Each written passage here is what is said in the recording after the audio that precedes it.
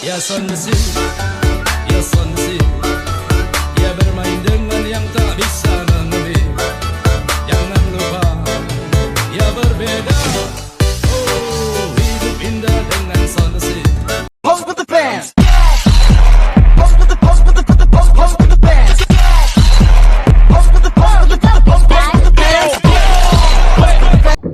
Halo guys, kami di sini bersama orang-orang. Wow.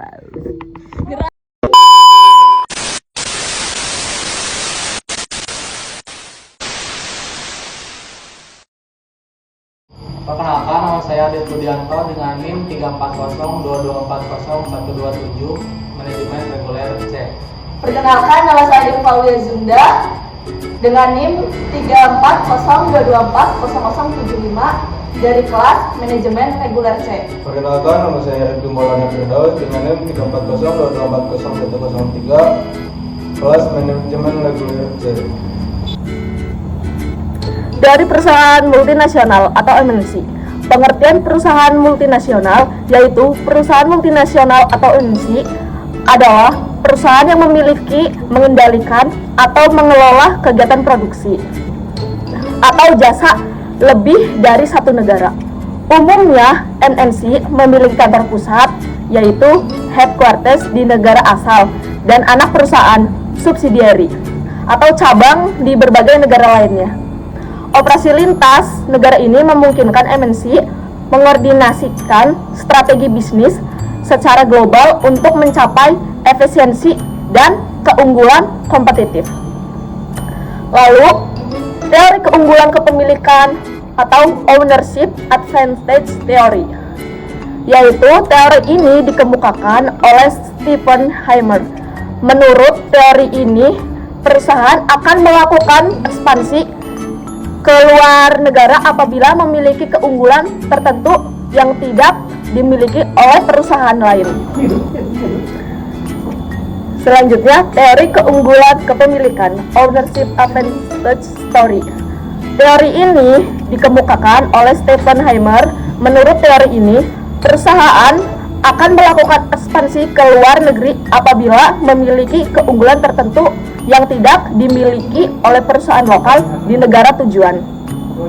Keunggulannya tersebut dapat berupa teknologi dan inovasi, merek yang kuat, manajemen dan keahlian organisasi, skala ekonomi.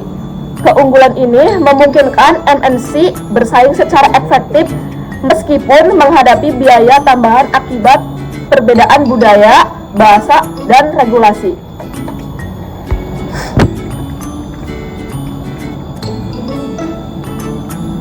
Teori internalisasi, internalization theory.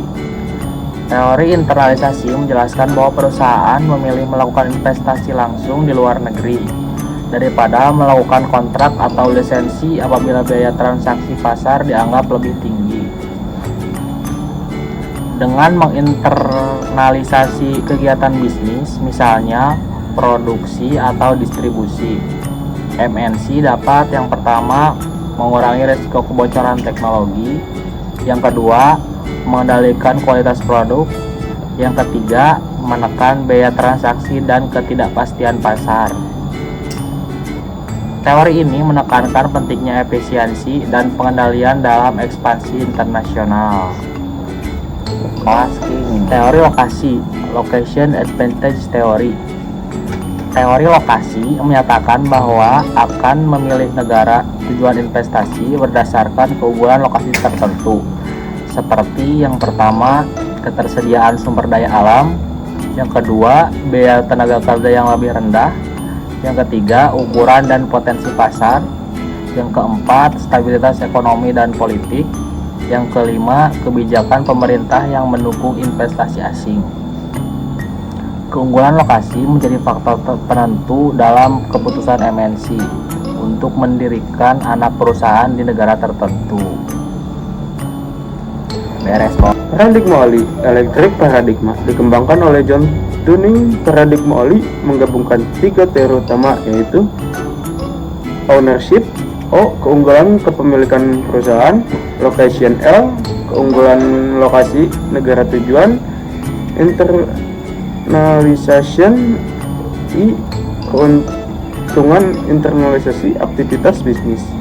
Menurut paradigma ini, suatu perusahaan akan menjadi MNC apabila ketiga keunggulan tersebut terpenuhi secara bersamaan.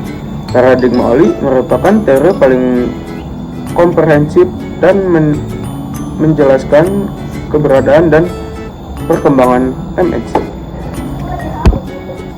Teori siklus hidup produk internasional. Teori ini dikemukakan oleh Raymond Van. Teori ini menjelaskan bahwa produk akan mengalami siklus dari inovasi hingga standarisasi. Pada setiap tahap awal, produksi dilakukan di negara maju seiring dengan meningkatnya permintaan global dan tekanan biaya. Perusahaan memindahkan produksi ke negara berkembang yang memiliki biaya lebih rendah. Hal ini mendorong perusahaan untuk menjadi multinasional. Selanjutnya, ada peran MNC dalam perekonomian global. Secara teoris, MNC memiliki peran penting dalam perekonomian global, antara lain 1. Mendorong arus investasi asing langsung atau FDI. 2. Transaksi teknologi dan pengetahuan. 3. Transfer teknologi dan pengetahuan. 4. Menciptakan lapangan kerja dan meningkatkan integrasi ekonomi antar negara. Namun MNC juga dapat membuktikan dampak negatif seperti demonstrasi pasar, eksploitasi sumber daya, dan ketimpangan ekonomi jika tidak diatur dengan baik. Dari kelompok 3, mohon maaf apabila banyak kurangnya, karena kami manusia pasti banyak kurangnya. Sekian dari kami semua. Wassalamualaikum warahmatullahi wabarakatuh.